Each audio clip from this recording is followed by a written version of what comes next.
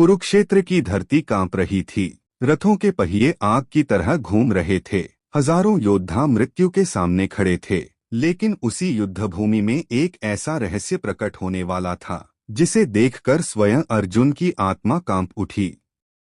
उस दिन अर्जुन ने केवल श्री कृष्ण को नहीं देखा, उसने पूरे ब्रह्मांड को देखा। सूर्य, चंद्रमा, देवता, समय, मृत्यु, सब कुछ एक ही रूप में समाया हुआ था। और तभी अर्जुन समझ गया, उसके सामने खड़े कृष्ण केवल उसके मित्र नहीं, स्वयं परमात्मा हैं। शंखनाद हो चुका था। महाभारत का युद्ध शुरू हो गया। कौरव सेना तीरों की वर्षा कर रही थी। भीष्म पितामह सिंह की तरह गरज रहे थे। उनके बाणों से पांडव सेना कांप उठी। अर्जुन ने गांडीव उठाया और बिजली की गति से बाण चलाने लगा। उसके तीर आकाश को ढक रहे थे। लेकिन युद्ध के बीच भी उसका मन पूरी तरह शांत नहीं था। वह बार बार श्री कृष्ण की ओर देखता। उसे महसूस हो रहा था कि कृष्ण में कोई दिव्य रहस्य छिपा है। युद्ध के थोड़े समय बाद अर्जुन ने कहा, हे कृष्ण, आप जो ज्ञान दे रहे हैं वह साधारण मनुष्य का ज्ञान नहीं हो सकता। आप कौन हैं? क्या आप सचमुच केवल मेरे मित्र हैं? श्री कृष्ण मुस्कुराए। उनकी आंखों में अनंत आकाश चमक रहा था। वे बोले, हे अर्जुन, मैं वह हूँ जो हर युग में धर्म की रक्षा के लिए आता है।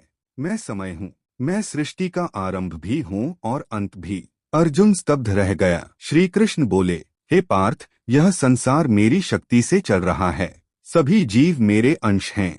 लेकिन मनुष्य मोह में पड़कर मुझे पहचान नहीं पाता। अर्जुन ध्यान से सुनता रहा। श्री कृष्ण ने आगे कहा, जब मनुष्य अहंकार छोड़ देता है तभी वह मुझे प्राप्त कर सकता है। जो हर प्राणी में ईश्वर को देखता है और हर प्राणी को अपने समान समझता है, वही सच्चा ज्ञानी है।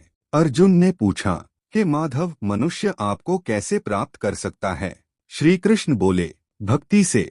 जो प्रेम और विश्वास से मुझे याद करता है, मैं हमेशा उसके साथ रहता हूँ। यदि कोई मुझे एक पत्ता, एक फूल, एक फल या थोड़ा सा जल भी प्रेम से अर्पित करे तो मैं उसे स्वीकार करता हूँ।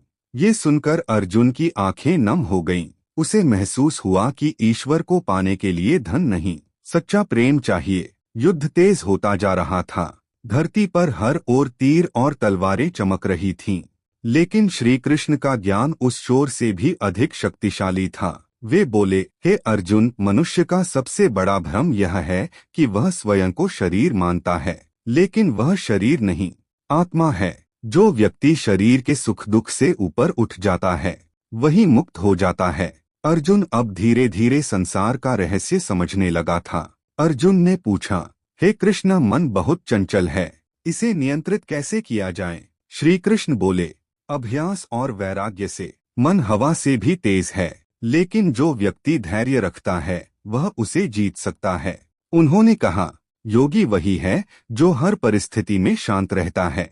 जो दूसरों के दुख को अपना दुख समझता है वही सच्चा योगी है। अब अर्जुन के मन में एक तीव्र इच्छा जाग उठी।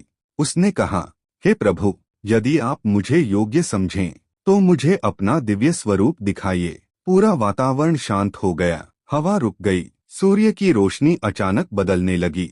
श्री कृष्ण मुस्कुराए। वे बोले, हे अर्जुन, तुम मेरे विराट रूप को साधारण आंखों से नहीं देख सकते। मैं तुम्हें दिव्य दृष्टि देता हूँ। अचानक श्री कृष्ण का शरीर प्रकाश से भर उठा। उनके भीतर हजारों सूर्य एक साथ चमक रहे थे।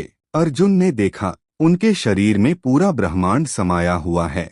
अनगिनत ग्रह, देवता, ऋषि, आकाश गंगाएं, सब कुछ। उनके हजारों मुख थे, हजारों आंखें, हजारों भुजाएं। उनकी चमक से पूरी पृथ्वी कांप रही थी। अर्जुन भय और आश्चर्य से कांप उठा। उसने देखा कि सभी योद्धा उस विराट रूप में प्रवेश कर रहे हैं। कुछ अग्नि में जलते हुए दिखाई दे रहे थे, कुछ समय के प्रवाह में बह रहे थे। अर्जुन समझ गया, समय स्वयं श्री कृष्ण हैं। अर्जुन कांपती आवाज में बोला, हे देव, मैं आपके इस रूप को देखकर भयभीत हो गया हूँ। मुझे चारों ओर केवल अग्नि दिखाई दे रही है। आप कौन हैं इस भयानक रूप में? तब श्री कृष्ण की आवाज पूरे आकाश में गूंजी, मैं काल हूँ, संसार का विनाश करने आया हूँ। ये सभी योद्धा पहले ही मेरे द्वारा मारे जा चुके हैं। हे अर्जुन, तुम केवल निमित्त बनो। ये शब्द सुनकर अर्जुन की आत्मा कांप उठी। अब अर्जुन समझ चुका था, युद्ध केवल मनुष्यों का नहीं था, यह धर्म और अधर्म का युद्ध था। उसने हाथ जोड़कर कहा, हे प्रभु, आप ही परम सत्य हैं। यदि मैंने आपको मित्र समझकर कभी कोई गलती की हो तो मुझे क्षमा करें। अर्जुन की आंखों से आंसू बहने लगे।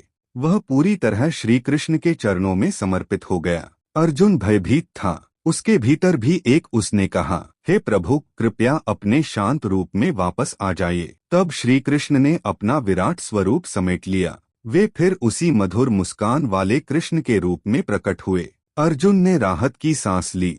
अब उसके मन में कोई भ्रम नहीं था। अर्जुन ने पूछा, हे कृष्ण, आपका सबसे प्रिय भक्त कौन है? श्री कृष्ण बोले, जो किसी से द्वेष नहीं करता, जो दयालु है, जो अहंकार से दूर है, जो सुख दुख में समान रहता है, वही मुझे प्रिय है। जो दूसरों को कष्ट नहीं देता और स्वयं भी शांत रहता है, वही सच्चा भक्त है। श्री कृष्ण बोले, हे अर्जुन, यह संसार परिवर्तनशील है। जो आज है वह कल नहीं रहेगा, लेकिन आत्मा शाश्वत है। इसलिए भय मत करो, अपने धर्म का पालन करो। अब अर्जुन पूरी तरह बदल चुका था। उसकी आंखों में दिव्य तेज था। उसने गांडीव उठाया और कहा, हे कृष्ण, अब मेरा भ्रम समाप्त हो गया है। मैं आपके आदेश का पालन करूंगा। श्री कृष्ण मुस्कुराए, रथ आगे बढ़ा और फिर महाभारत का सबसे भयंकर युद्ध शुरू हुआ। धरती रक्त से लाल हो चुकी थी। भीम गदा से शत्रुओं को पराजित कर रहे थे। अर्जुन के बाण बिजली की तरह गिर रहे थे। कर्ण युद्धभूमि में गरज रहा था। भीष्म पितामह अपराजेय दिखाई दे रहे थे, लेकिन श्री कृष्ण शांत थे। उन्हें पता था, धर्म की विजय निश्चित है। युद्ध के बीच श्री कृष्ण ने अर्जुन से कहा, हे पार्थ, याद रखो, अहंकार विनाश का कारण है। क्रोध बुद्धि को नष्ट कर देता है। लोभ मनुष्य को अंधा बना देता है, लेकिन सत्य, दया और धर्म मनुष्य को ईश्वर के निकट ले जाते हैं। भगवान हर युग में धर्म की रक्षा के लिए आते हैं। सच्ची भक्ति प्रेम और विश्वास से होती है। मनुष्य शरीर नहीं, अमर आत्मा है। अहंकार और लोभ विनाश का कारण है। जो व्यक्ति ईश्वर में समर्पित हो जाता है, उसका भय समाप्त हो जाता है। श्री कृष्ण का विराट रूप हमें बताता है कि पूरा ब्रह्मांड ईश्वर में समाया हुआ है। मनुष्य केवल निमित्त है। सब कुछ ईश्वर की इच्छा से होता है।